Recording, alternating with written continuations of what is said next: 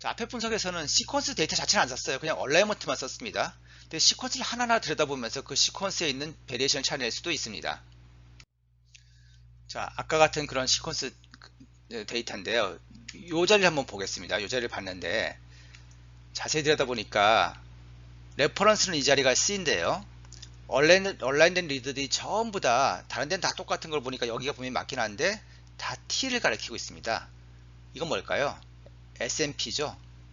이 사람 내 샘플은 여기가 전부 다 T인 겁니다. 즉 T 호모란 걸 알 수 있죠. 원래는 C 자리가 레퍼런스 LL이 T라는 베리언트 밸류로 바뀌었고 그게 호모라는 걸 알 수 있습니다. 호모자리 같은 걸 알 수 있습니다. 또 다른 자리를 한번 보겠습니다. 이 자리를 보니까 레퍼런스는 C인데 얼라인된 리드 중에서 한 절반 정도는 이 자리가 C이고 절반 정도는 T네요. 이러면 어떻게 생각할 수 있죠? 내 샘플에 한 세트는 C, 한 세트는 T인 헤테로자거스 스닙이라는 걸 알 수 있습니다. 자, 이번엔 여기를 한번 보겠습니다. 여기는 리드앱스가 좀 낮은 곳입니다. 하나, 둘, 셋, 넷, 다섯, 여섯, 일곱. 리드앱스가 7인 곳인데요.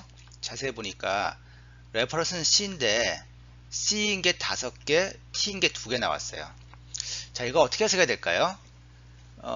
원래 한두 개는 잘못 나올 수 있거든요. 한 30개가 다 C고 하나가 T다 또는 2개가 T다 그럼 저희가 되게 무시하거든요. 한두 개 T 있는 건. 근데 그러니까 이게 어쨌든 T가 2개밖에 안 나왔으니까 이 T는 그냥 무시할 만하다. 한두 개 정도 나온 건 버리자 이렇게 생각할 수도 있고요. 이게 원래 헤테로면 C하고 T가 반반 나와야 되는데 뭐 5대2 충분히 나올 수 있으니까 이거는 CT 헤테로다라고 판단할 수도 있겠죠. 사실 이 정도쯤 되면 요거는 해석의 문제입니다. 이거를 CC 호모인데 T 에러가 나온 걸로 판정할지 아니면 CT 헤테로인데 C가 좀 많이 읽힌 걸로 판정할지 그럴 때 이 사람에 따라서 또는 분석 알고리즘에 따라서 이거를 여기에는 T가 있다는 충분한 증거가 없다. T가 있다고 보기엔 좀 힘들다 해서 그냥 T의 T라는 스닙이 있다는 걸 무시하는 인정하지 않는 전략도 있고 웬만한 건 다 인정해보자 해서 이 정도면 있다고 하자 여기 스닙이 있을 거야 라고 인정하는 전략도 있고 이거는 그래서 알고리즘이나 분석 목적에 따라서 다르게 판정할 수가 있습니다.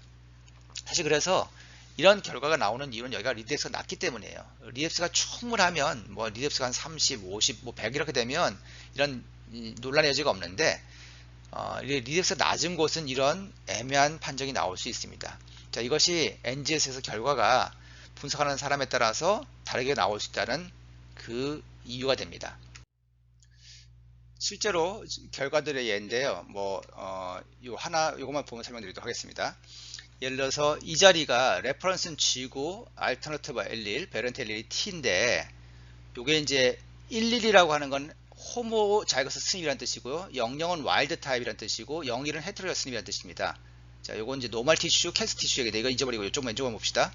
예를 들어서 이 5,48은 뭐냐면 레퍼런스 L1과 얼터너티브 L1 각각 몇 번씩 시퀀시 했냐 하는 거예요. 그래서 레퍼런스가 5번, 얼터너티브가 48번 나왔으면 사실 레퍼런스 5번 나왔지만 이 정도는 5대 48이면 48이 너무 많네. 이거는 TT로 판정해. 이렇게 하는 거고요. 이것도 이 자리는 T가 37번, C가 한 번 나왔는데 C가 한 번 나온 건 무시해. 이건 37번이 나왔으니까 TT로 인정해. 00. 여기는 65번, 17번 나왔으면 이건 반반인 것 같아. TC 헤테로로 인정해. 뭐 이런 겁니다. 이런 식으로 아리까리한 경우에 예를 들면 이 경우는 9,2 9번 2번 나온 거를 헤테로로 인정했고요. 또 이런 경우에 보시면 예를 들어서 9,2도 헤테로로 인정했고 26,2 정도는 또는 11,1 같은 거는 여기는 이 T가 2번 나왔지만 이건 좀 무시하고 그냥 C만 있는 걸로 인정해서 CC로 인정합니다. 이렇게 해서 이것들을 00으로 인정할지 01로 인정할지 11로 인정할지는 저희가 정한 알고리즘에 따라서 하지만 그 알고리즘이 분석하는 목적에 따라 조금씩 바뀔 수가 있습니다. 이런 방식으로 그 시퀀스 리드 내에 있는 시퀀스 리드 랭스보다 좀 짧은 길이의 인서션 딜리션이나 SMP들을 읽어낼 수가 있습니다. 마지막으로 페어드 리드가 있을 경우에 페어드 리드의 얼라이먼트 패턴으로 이런 구조 변이들을 인식할 수 있는 방법이 있는데요. 페어드 리드 1과 리드 2가 서로 하나는 포지티브 스트랜드, 하나는 네거티브 스트랜드가 있고, 내가 처음에 DNA를 자를 때 적절한 사이즈 잘랐기 때문에 적절한 거리가 떨어져 있으면 이걸 우리가 컨코던트 리드라고 하는데요. 이게 너무 길게 떨어져 있는 경우, 또는 이게 한쪽 스트랜드에만 온라인, 포지티브 또는 네거티브 스트랜드만 온라인 되는 경우, 또는 포지티브 네거티브 스트랜드가 서로 방향이 반대로 마주보는 게 아니라 등을 대는 경우, 또는 서로 다른 크로모조가 온라인 되는 경우, 또는 하나만 온라인 되고 하나는 온라인 안 되는 경우 등에 우리는 이런 구조 변이를 예측할 수 있습니다. 이제 요것들은 조금 설명이 복잡하니까 제가 시간이 되면 보충 슬라이드로 좀 하나 다시 만들어 드릴 수 있겠습니다만, 일단은 이런 식의 이상한 얼라이먼트 패턴을 가지고 이런 구조 변이를 판정할 수 있다 정도만 일단 알아둡시다.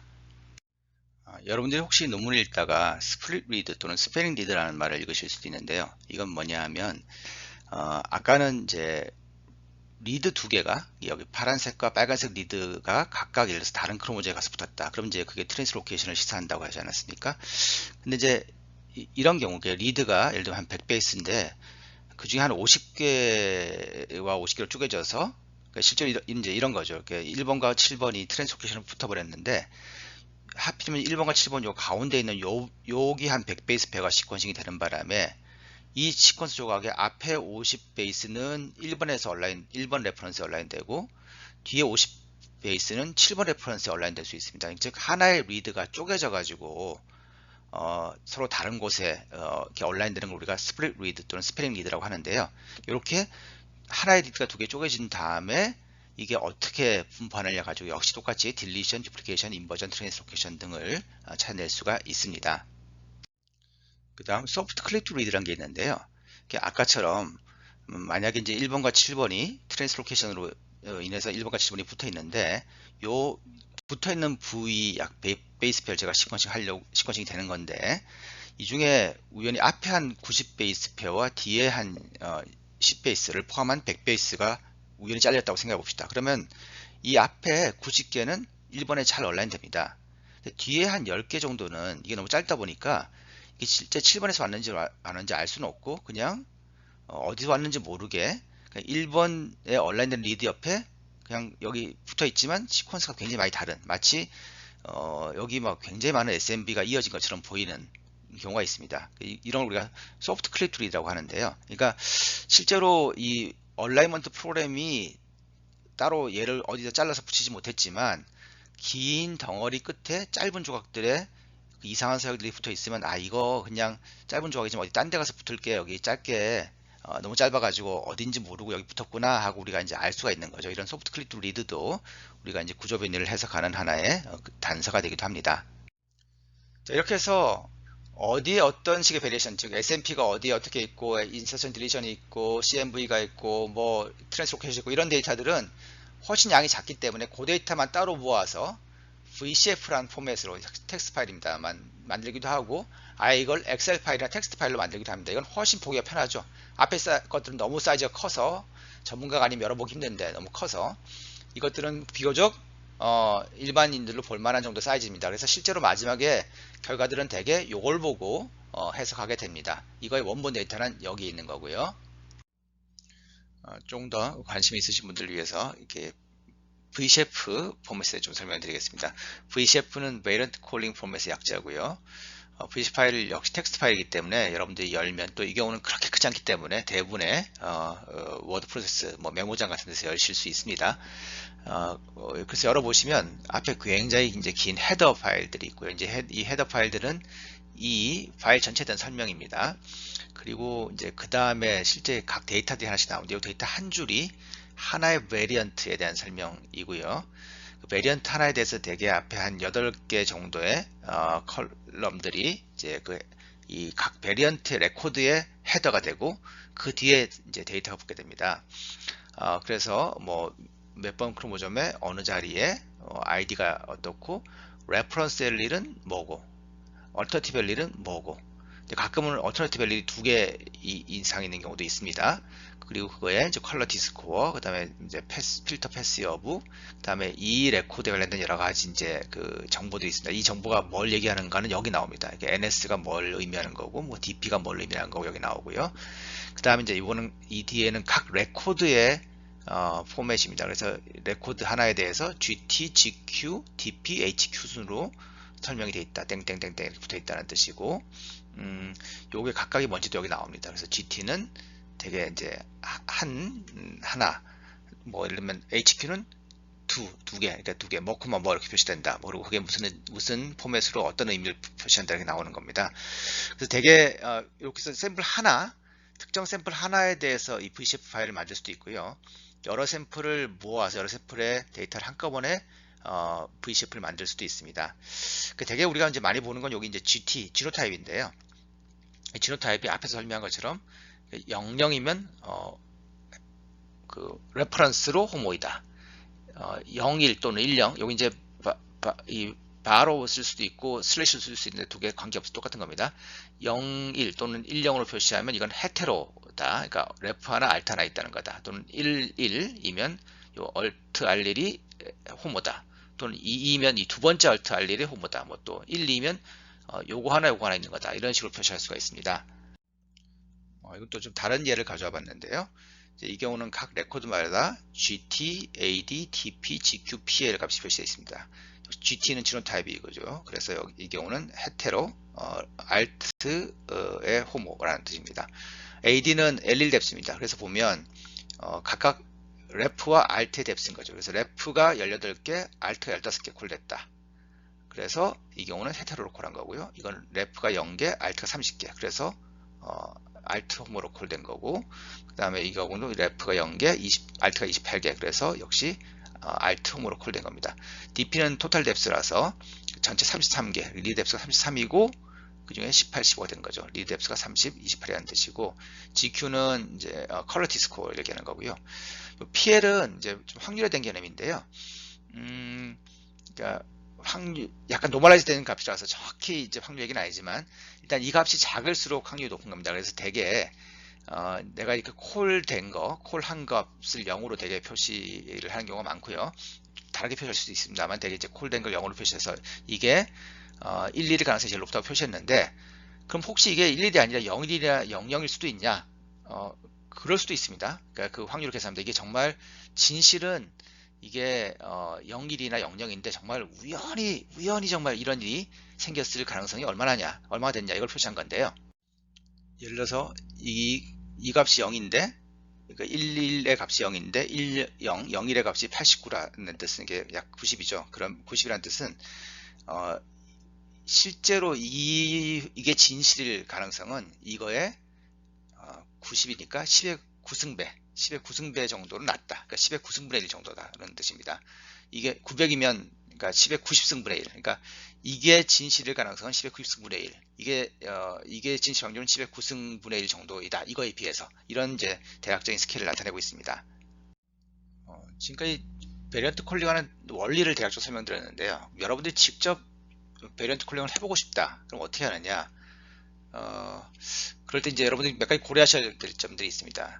첫 번째는 그 베리언트 콜링을 무엇을 할 것이냐에 따라서 좀 써야 되는 프로그램이 달라질 수 있습니다. 그러니까 하나의 프로그램 하나로 전부 다 콜해주는 프로그램이 없습니다. 그래서 여러분들이 스닙을 콜할 건지 뭐 CM을 콜할 건지에 따라서 좀 다른 프로그램을 써야 되고요. 또 중요한 건 여러분들이 찾고자 하는 게 점라인이냐 소매틱이냐에 따라 달라집니다. 또 소매틱도 이 매치드 노멀, 예를 들면 여러분들이 어떤 특정 캔서 샘플에서의 소매틱 뮤테이션을 보고 싶다 할 때 그 캔서 샘플 환자를 제공한 환자의 노멀 샘플이 존재하는 경우가 있냐, 또 존재하지 않는 경우가 또 좀 다르거든요. 그래서 그걸 다 고민하셔야 되고요. 그랬을 때 뭘 쓰느냐, 사실 제일 많이 쓰는 건 GATK입니다. GATK가 이 점라인 SMV나 인데를 콜하는데 가장 많이 씁니다. 뭐 SMV나 인데 콜하는 프로그램도 엄청나게 많은데 사실 거의 GATK가 천하 통일을 한 건 다름없어서 GATK를 쓰시면 됩니다. 소매틱의 경우는 역시 뮤텍트란 프로그램을 가장 많이 씁니다. 근데 이 뮤텍트가 또 실제로 이제 최근 버전은 GATK4에 포함되어 있기 때문에 GATK만 쓰면 여러분들이 점라인을 콜할 거냐 소매틱을 콜할 거냐를 결정해서 돌릴 수 있습니다. 근데 이제 다 이건 그 SMV나 인데를 해당한 얘기고요. CMV나 또 다른 스트럭처럴 베리에이션으로 가면 좀 얘기가 좀 달라지는데요. 또 이것도 역시 점라인이나 소매틱을 또 고민하셔야 되지만 여기에 해당하는 소프트웨어로 엄청나게 많은 소프트웨어들이 있습니다. 뭐 제가 검색해 보니까 100몇십 개가 있던가 굉장히 많은 소프트웨어들이 있는데 제가 이렇게 대표적으로 하나를 안 써놓은 이유는 이렇게 천하통일한 게 없습니다. 그러니까 여러 가지 소프트웨어들이 좀 장단점이 있어가지고 각각 다른 뭐 논문마다 다른 걸 쓴 경우도 꽤 많고요. 그 얘기 뭐냐면 어떤 프로그램도 완벽하지 않다는 거죠. 그러니까 프로그램마다 조금씩 다 장점이나 단점이 있다 보니 뭐가 베스트다라는 말을 좀 드리긴 아직 어려운 상태입니다. 이 CMV나 Structural Variation이 왜 이렇게 콜하기가 쉽지 않은지, 상대적으로 쉽지 않은지 뒤에 또 따로 한번 기회가 되면 설명드리도록 하겠습니다.